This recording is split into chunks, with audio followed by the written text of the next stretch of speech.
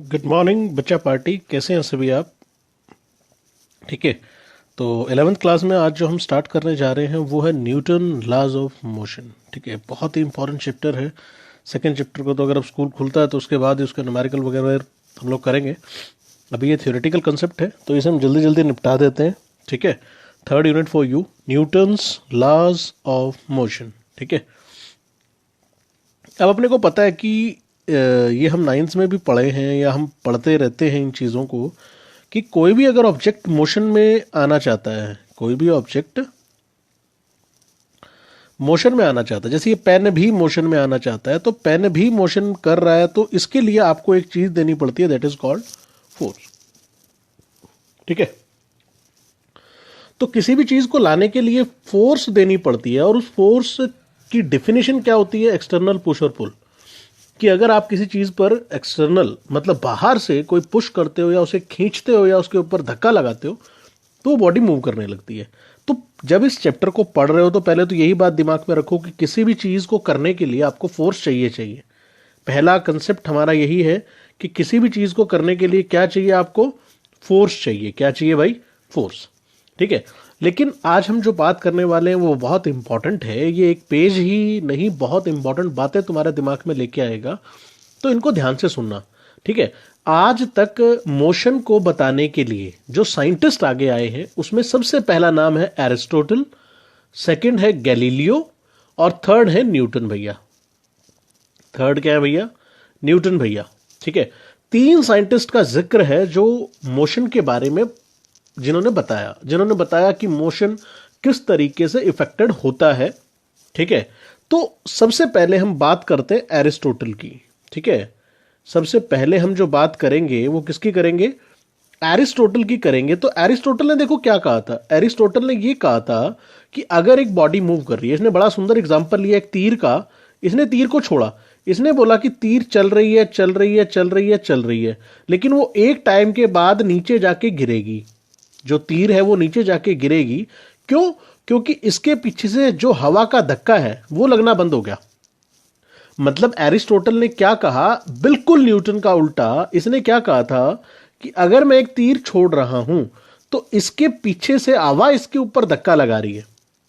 तुम्हें भी बड़ा आश्चर्यचकित, तो तुम तो मजाक ही लगा रहे होगे कि यार हवा तो इसको इस तरफ से लगती है और जब हवा का फ्रिक्शन आता है तो ये बॉडी रुक जाती है। ठीक है, हाँ, ये बात उसने सही कही। एरिस्टोटल ने ये बात सही कही थी कि हर चीज रेस्ट में आना चाहती है, लेकिन जो उसका रीजन उसने दिया वो बहुत गलत दिया। उसने ये कहा कि पीछे से एक ताकत लग रही है और वो लगती ही जा रही है, लगती ही जा रही है, लगती ही जा रही है।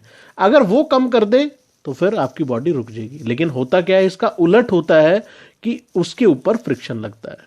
तो ये बात आप बड़े अच्छे से जान लो, बहुत इंपॉर्टेंट कंसेप्ट है कि हमेशा एक्सटर्नल फोर्स। अब जो इसकी मैं डेफिनेशन आपको बताऊंगा कि अब आपको क्लियर हो गया होगा कि एरिस्टोटल ने क्या बोला। एरिस्टोटल ने बोला कि पीछे से धक्का लग रहा है। क्या लग रहा है भैया? पीछे से धक्का लग रहा था। उसने तीर का एग्जांपल देके तो लोग बड़े कंफ्यूज भी रहे, क्लियर नहीं हुआ, तो आगे बातें बढ़ती गई, लेकिन क्लियर कुछ भी नहीं हुआ। तो इसी के चलते जो एरिस्टोटल की फॉल्सी थी, एनसीईआरटी क्या कहती है कि एरिस्टोटल ने क्या कहा था कि बॉडी को हमेशा क्या चाहिए? एक्सटर्नल फोर्स चाहिए to keep in uniform motion. लेकिन ये फॉल्सी थी। ठीक है ना, कि उसको हमेशा क्या चाहिए भाई? एक्सटर्नल फोर्स चाहिए। किस में रहने के लिए? यूनिफॉर्म मोशन में रहने के लिए। पर ऐसा नहीं होता। ठीक है ना, क्योंकि एक्सटर्नल फोर्स उसे चाहिए है मोशन में रहने के लिए। ठीक है भैया, लेकिन कोई भी अगर ऑब्जेक्ट रेस्ट में आ रहा है, मतलब इसकी इनडायरेक्टली बात क्या थी कि कोई भी ऑब्जेक्ट रेस्ट में आना चाहता है, लेकिन कोई भी ऑब्जेक्ट अगर मोशन आप दे देते हो, अगर वहां पे फ्रिक्शन नहीं है तो वो मोशन में ही रहेगा। ठीक है ना, और अगर कोई ऑब्जेक्ट रेस्ट में है तो रेस्ट में ही रहेगा अगर आप एक्सटर्नल फोर्स नहीं लगाते। ये कहानी है कि बॉडी रेस्ट में रहेगी, रेस्ट में। न्यूटन ने यही कहा कि ठीक है, बॉडी रेस्ट में है तो रेस्ट में ही रखो, मोमेंटम को कंजर्व रखो। कब? जब आप उसके ऊपर फोर्स नहीं लगाते। जब आप उसके ऊपर फोर्स नहीं लगाते, ठीक है ना, तो मोमेंटम मतलब जीरो हो जाएगा। क्लियर? तो मोमेंटम का कंसेप्ट भी वो लेके आएंगे, सब चीज लेके आएंगे। ठीक है, क्लियर? अभी के लिए तुम इतना जान लो कि एरिस्टोटल क्या कर रहा था। एरिस्टोटल ने फॉल्सी दे दी अपनी। एरिस्टोटल ने जो बात कही वो फिर गलत साबित हो गई कि नहीं नहीं, एक्सटर्नल फोर्स के कारण चीजें रुक जाती हैं। ठीक है, तो अब इसको मतलब इस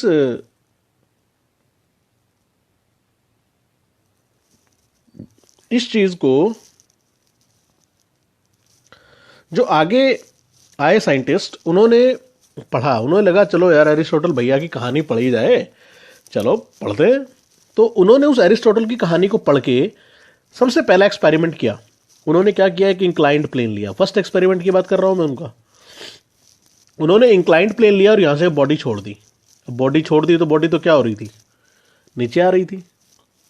इन्होंने कहा मैंने इसे रेस्ट पे रखा था और एरिस्टोटल भैया कह रहे थे कि अगर बॉडी रेस्ट में है तो रेस्ट में ही रहे, रेस्ट में ही रहना चाहती है, तो ये बॉडी मोशन में क्यों आ गई। इनका दिमाग में आ गया कि यार एरिस्टोटल तो गलत कह रहा था।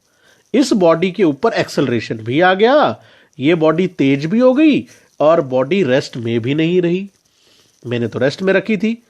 चलो, ये बात भी उसे क्लियर कर नहीं पाई क्योंकि उसे ग्रेविटी का नहीं पता था, फ्रिक्शन का नहीं पता था, किसी चीज का उसे नहीं पता था। अब इसने क्या किया भैया, इसने लिया दूसरे तरीके से इस एक्सपेरिमेंट को, इसने लिया दूसरे तरीके से एक्सपेरिमेंट को। अब की बार बॉल इसने यहां से छोड़ी। ओहो हो, अब ये सोच रहा था कि इसको ऊपर ले जाने के लिए मुझे नीचे से क्या लगानी पड़ रही है, ताकत लगानी पड़ रही है।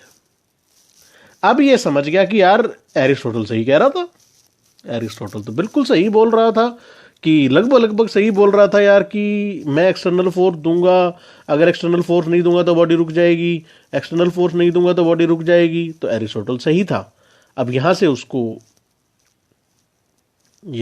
लगा कि एरिस्टोटल, यहां से उसको क्या लगा था कि एरिस्टोटल ठीक था, एरिस्टोटल ठीक था। लेकिन अब उसने क्या किया, उसने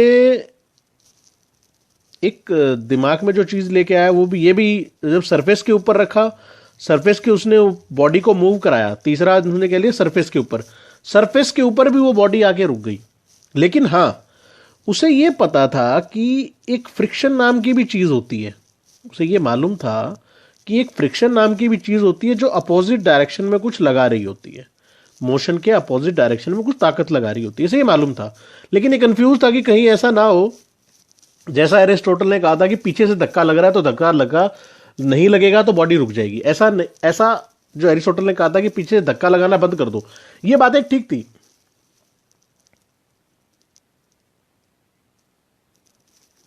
ये बात कहीं हद तक ठीक थी कि पीछे से आप ताकत लगानी बंद कर दो तो बॉडी रुक जाएगी। लेकिन उसके बहुत बड़े कारण भी हैं कि अगर एक बॉडी मोशन में है तो फिर मोशन करती जाए, अगर उसे आप एक्सटर्नल फोर्स नहीं देते उसकी अपोजिट डायरेक्शन में।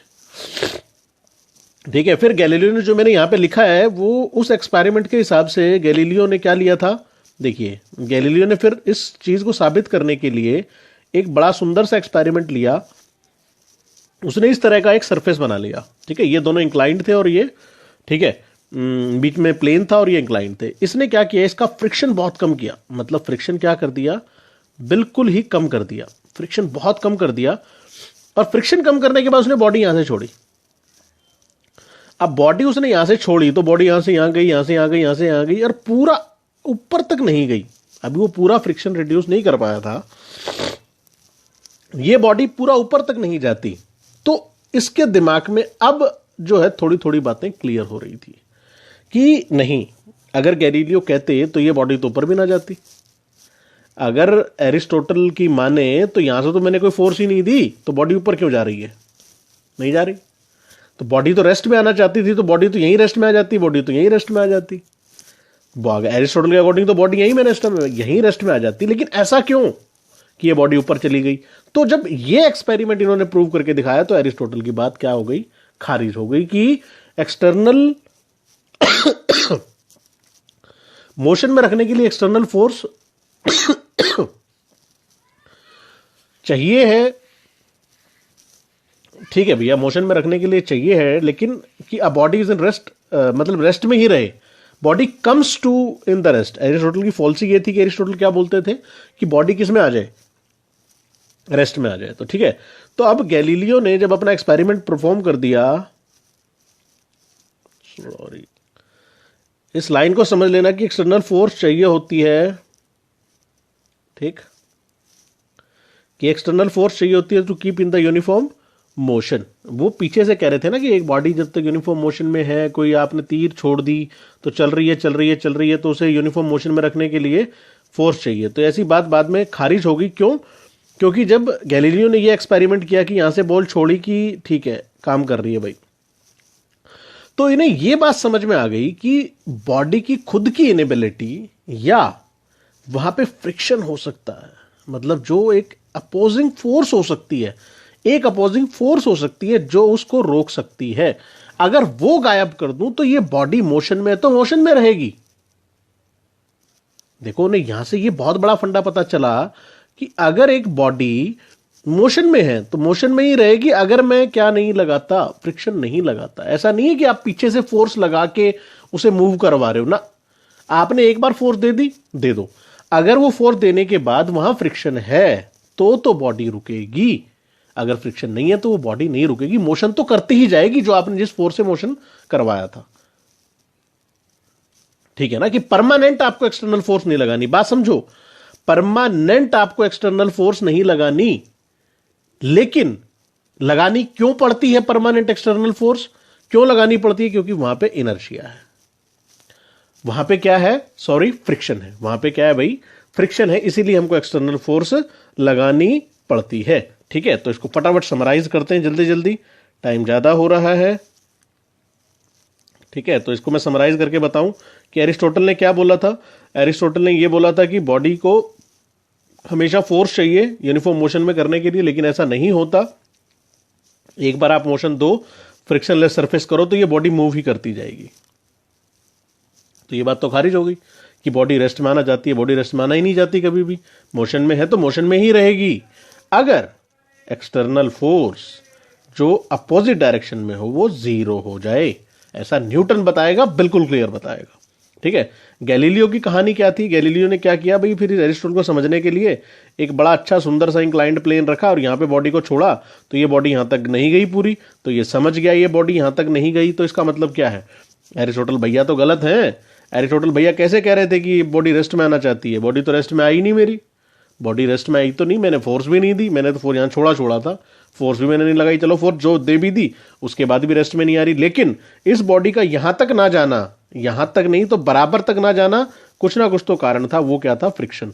और इसी को मतलब ये इनर्शिया का नाम भी दे जाएंगे कि लॉ ऑफ इनर्शिया, यहां से बता देंगे कि किसी भी बॉडी की इनएबिलिटी होती है जिसके कारण वो अपने स्टेट ऑफ रेस्ट और मोशन को नहीं छोड़ना चाहती, और कहीं ना कहीं उसके लिए उसका रिस्पॉन्सिबल होता है मास। ऐसी बात कहेंगे न्यूटन कि मास जो है वो ही इनर्शिया होता है किसी भी बॉडी का। ठीक है, तो अभी तक आपने ये जान लिया कि क्या जान लिया कि भैया एरिस्टोटल फॉल्स थे। एरिस्टोटल की फॉल्सी क्या थी कि बॉडी को मोशन कराने के लिए आपको क्या चाहिए,